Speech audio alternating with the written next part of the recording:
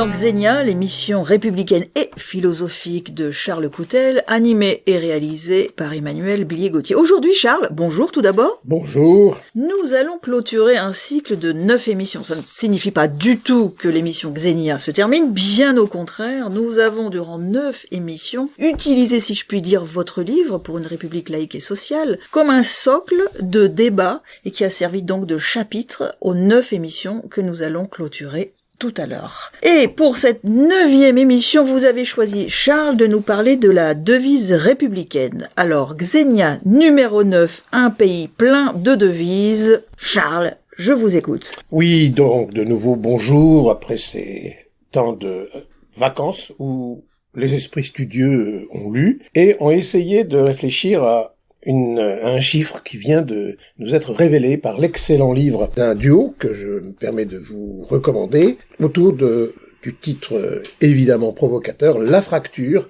paru dans Les Arènes il y a quelques semaines sous la direction de Frédéric Dabi, qui est un journaliste politique qui est très connu, mais qui a un curieux tic, c'est d'utiliser, comme un certain nombre de journalistes, le mot incroyable, pas français, qui s'appelle sociétal. Voyez-vous, que les auditeurs me rassurent ou m'éclairent, ça n'est pas un mot français. En tout cas, par-delà ce tic, il nous donne un chiffre que je vous demande de méditer, que je nous demande de méditer. Il nous dit que à peine 53% des jeunes de moins de 35 ans sont attachés à la devise républicaine. Je propose de faire de ce chiffre quelque chose qui doit nous alerter, mais plus encore, et dans l'esprit de Xenia, et donc aussi de l'UFAL, nous mobiliser, nous mettre en route pour la fameuse reconquête républicaine qui est en quelque sorte la devise de l'UFAL sous la houlette de Christian Gaudret. Voilà, je me permets aussi de vous recommander à titre d'instruction mutuelle le que sais-je, tout simple, qui s'appelle La devise républicaine, liberté, égalité, fraternité, de Michel Borghetto, qui date de 1996 et qui n'a pas pris une ride. Passionnante lecture que je me permets de vous recommander. Et puis, puisque j'ai la parole, mais sans en abuser, sachez, chers auditeurs, cher Emmanuel, que je vais nous laisser interpeller par Bakounine, qui écrit dans ses œuvres « Tant qu'il n'y aura point d'égalité économique et sociale, l'égalité politique sera un mensonge ». Voilà, qui place notre réflexion, disons, assez haut, je pense. Je vous propose, Charles, d'écouter une interview très rapide de notre ami Philippe Foussier. Philippe Foussier, dont je rappelle qu'il est journaliste indépendant, essayiste, universaliste et un laïc bien évidemment convaincu. Donc Philippe Foussier nous donne sa définition de la devise. La devise républicaine, liberté, égalité, fraternité, c'est un horizon. C'est évidemment la devise de la République depuis 1848. Ça a été, on avait une esquisse pendant la Révolution française, mais ça a été posé en 1848. Et il ne faut pas considérer que liberté, égalité, fraternité, ce sont des notions qui font le constat d'une réalité tangible aujourd'hui. C'est un horizon à atteindre. C'est un cap à poursuivre de manière permanente. La liberté, il faut se battre pour toujours la maintenir, la consolider, en conquérir de nouvelles libertés. L'égalité, c'est également la même chose, c'est-à-dire que c'est pas le constat de l'égalité, c'est que on a une égalité en droit des gens, non pas en fait, et donc il faut essayer de concourir toujours à renforcer cette idée d'égalité, tendre vers l'égalité. Et puis la fraternité, c'est pareil. C'est pas une donnée tangible du réel, hein, c'est un cap à atteindre. Donc voilà ce que ça représente pour moi. Nous sommes, ma chère Emmanuel, en total accord, Philippe Foussier et moi, l'idée d'horizon, de cap. Dans mon ouvrage récent, j'utilise le mot boussole. Vous voyez, on est dans le maritime. Notre devise, liberté, égalité, fraternité, est bien connue. Ce qu'il est moins, c'est sa jeunesse. D'où vient-elle finalement, Charles ? Liberté, égalité, fraternité, comme devise, c'est stabilisé et officialisé, on dit consacré, sous la Seconde République. Notamment sous l'impulsion de penseurs, Saint-Hilaire, Leroux, et puis Lamartine. C'est en quelque sorte à travers ces trois mots qui deviennent devises dans leur succession même, qui devient cette devise le signe de ralliement des jeunes révolutionnaires républicains. Puis, l'année d'après, cette devise est devenue la devise de la franc-maçonnerie. Il y a donc eu à un moment donné rencontre, convergence des esprits, des actions et des engagements autour notamment de l'idée de fraternité qui est la boussole dans la boussole, pour parler en langage maritime. Sa consécration ne doit pas nous faire oublier le rôle fondamental de l'incubateur idéologique et politique que représente la Révolution, qui elle-même intériorise un certain nombre de mots qui ont fait sens et qui ont produit de la mobilisation intellectuelle et politique humaine lors des Lumières: tolérance, liberté, égalité, déjà fraternité. Mais la succession de ces trois termes se met à avoir du sens à partir de 1848. C'est le résumé d'une histoire et c'est un appel à l'action. Voilà pourquoi le mot horizon de Philippe Foussier me va très très bien. Et ce que je rajouterais, c'est que cette devise, tout au long du XIXe siècle, a constitué une sorte de cri de ralliement. Tous les esprits qui voulaient se débarrasser de leur servitude, des privilèges en Italie, dans l'Europe en général, et en Amérique du Sud. N'oubliez pas, car je suis sûr que c'est une des questions que vous allez me poser, le destin de cette devise n'est pas séparable du destin de la Marseillaise, qui est un chant révolutionnaire, bien avant l'international. Ce que je note aussi, Charles, c'est que cette devise française, cette devise républicaine a servi aussi de modèle, ou en tout cas de référence à d'autres pays.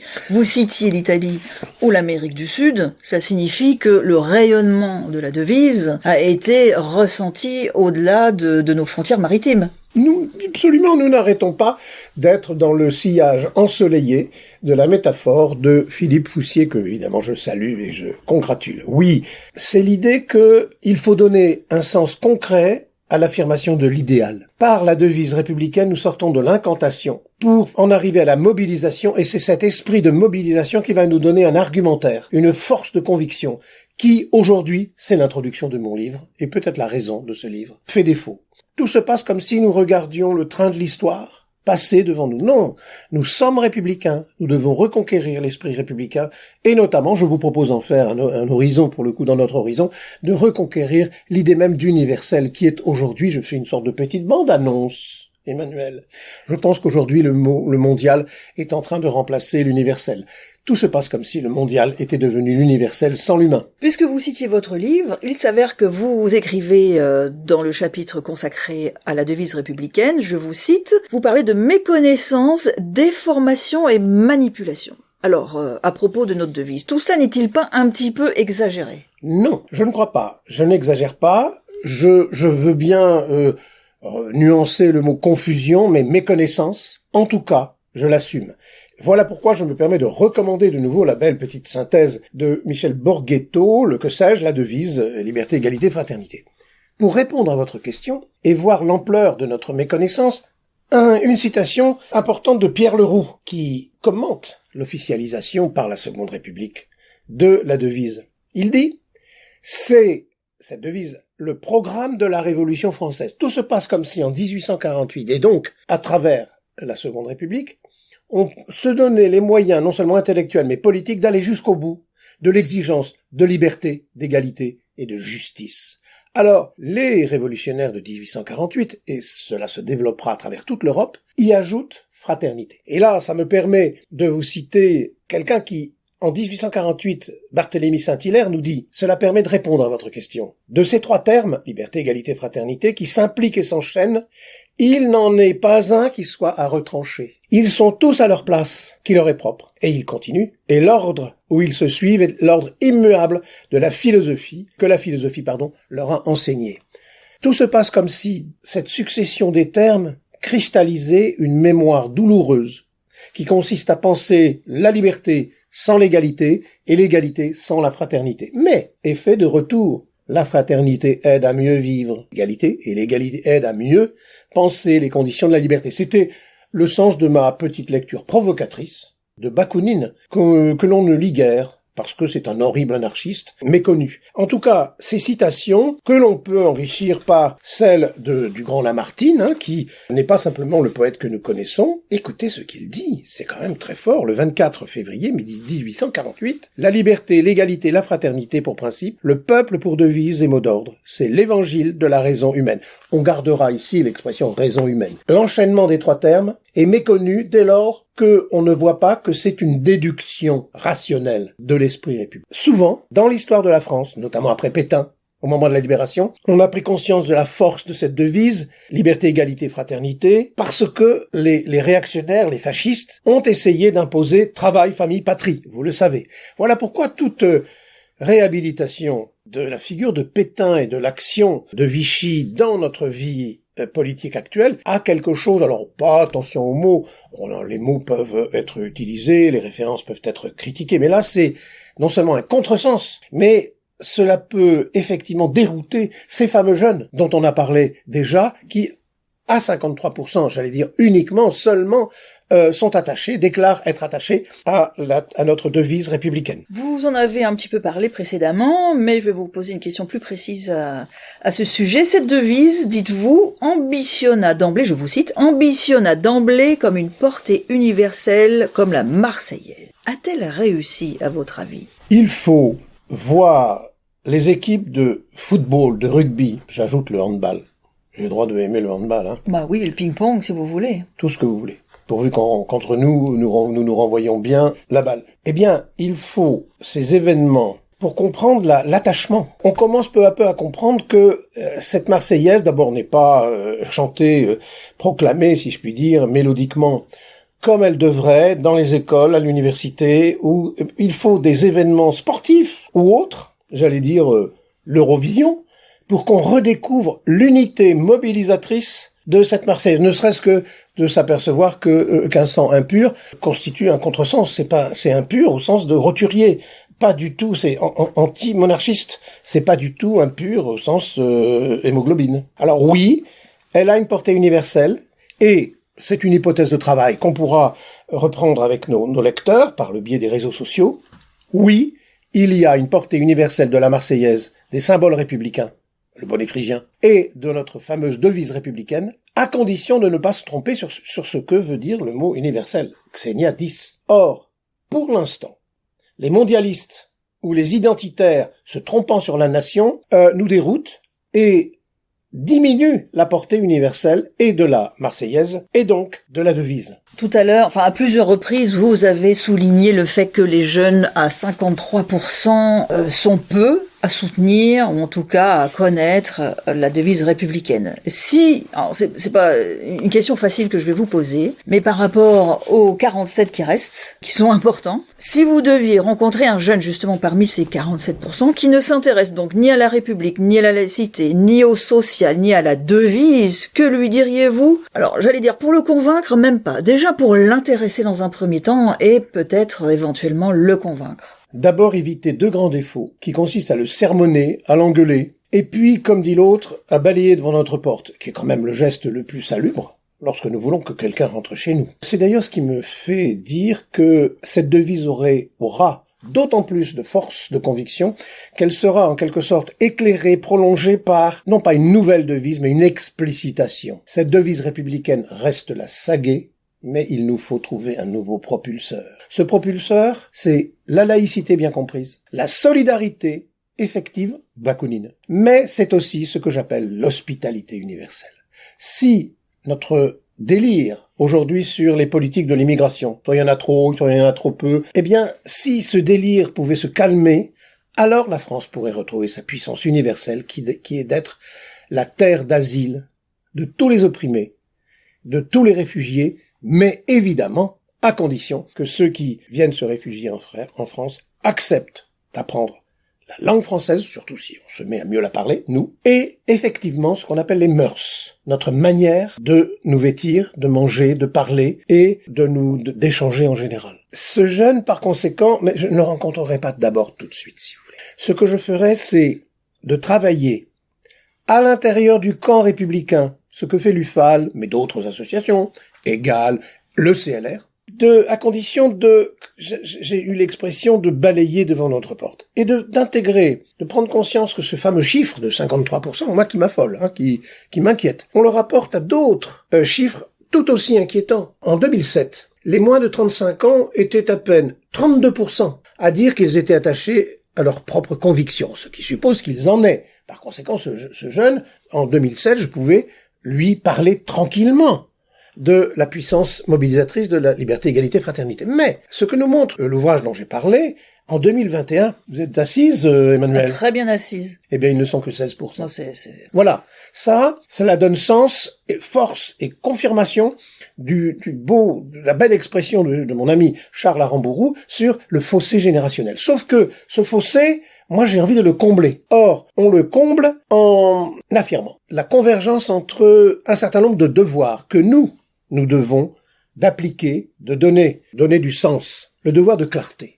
Nous parlons de plus en plus mal notre propre langue. Nous mélangeons tout. Nous inventons des mots qui désorientent les jeunes sociétales. Bienveillant, vivre ensemble, bien commun. On en a plusieurs fois parlé. C'est le vocabulaire du cléricalisme. S'ils veulent un vocabulaire clérical, ils vont vers les religions. C'est d'ailleurs malheureusement ce qui menace. Nous avons aussi, dans cette génération, je fais partie de ces générations, âgées sans être vieux, un devoir d'humilité. Nous devons, et peut-être que nous pourrions aborder cela dans la prochaine émission, un devoir d'humilité qui revient à faire l'histoire de nos erreurs, comme dit Condorcet, à partir de notre ignorance première. Et le plus délicat, toujours assise, toujours, un devoir d'exemplarité. Quand vous voyez des anciens ministres persifler sur tel bilan, sur l'effondrement de ceci, sur l'effondrement de cela, mais que n'ont-ils agi quand ils étaient au pouvoir? C'est facile de recoudre son hymen, de s'inventer une virginité post-coitum, si je puis dire. Mais ça ne suffit pas, je répète, devoir de clarté.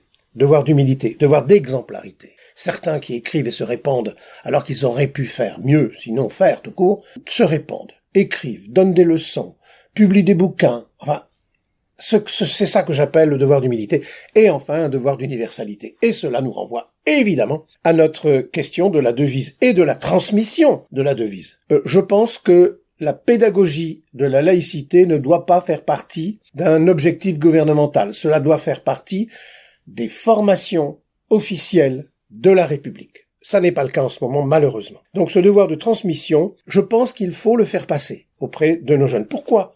Parce que quand tu dis à quelqu'un qui est ignorant, qu'on a besoin qu'il apprenne quelque chose pour à son tour pouvoir transmettre, alors là, tout d'un coup, comme on dit maintenant, on le responsabilise. Voilà ce que je lui dirais. Mais peut-être a-t-il déjà quitté la salle, coupé son portable, changé de réseau social? Je ne crois pas. Je crois que lorsque des jeunes désorientés ont devant eux des adultes responsables qui n'hésitent pas à reconnaître non pas les fautes, mais les erreurs historiques, tout d'un coup, eh bien, ces jeunes désorientés, désœuvrés, laissés à l'abandon, eh bien, tout d'un coup, se piquent au jeu et nous écoutent, notamment dans notre reconquête de l'esprit universel. J'espère que tous ces jeunes écoutent notre émission et que cela pourra éventuellement leur servir pour réfléchir, comme vous dites, Charles, et en tout cas avancer dans la vie, ce qui est le plus important. Merci Charles pour ces 9 émission que nous avons enregistrée ensemble durant tous ces mois. Ce fut formidable, très intéressant. Et à nos auditeurs et auditrices, je rappelle que les 9 émissions qui concernent le Caire, le bien commun, la devise républicaine, la République laïque et sociale et bien d'autres sont toutes ces émissions sont toutes à retrouver sur notre chaîne de Radio Laïcidad, la chaîne de l'UFAL. Xenia, saison 1, c'est terminé. Nous allons, pour Xenia saison 2, nous atteler à une tâche, non pas impossible, mais très intéressante. Charles, vous nous proposez la reconquête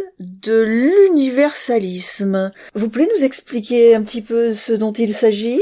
Écoutez, oui, c'est ce qu'on appelle des bandes annonces. Je suis absolument scandalisé par les contresens que nous commettons sur ce beau terme d'universel. On prend évidemment le malentendu total qui consiste à croire que c'est uniquement une agence de diffusion ou de production cinématographique américaine. Mais plus intéressant, c'est l'acharnement de ceux qui en parlent à passer à côté de la richesse des mots. C'est comme se gargariser de sociétal pour ne pas penser civique, politique, social. Voilà, on dit un mot confus pour plaire à tout le monde. Eh bien, le mot universel est en ce moment l'otage des discours électoraux. Sauf que, évidemment, il y a ceux qui en pincent pour l'identité de la nation coupée de l'Europe et coupée de l'universel, pour le coup, du genre humain. Et il y a ceux qui se gargarisent de mondialisation pour ne pas voir le saccage qu'ils opèrent sur la nation française. pour introduire l'émission numéro 10 de Xenia qui sera diffusée dans 15 jours, un samedi à 10h. Je vais reprendre quelques citations que vous avez sélectionnées parce que je sais que vous êtes très très très féru de citations. Charles,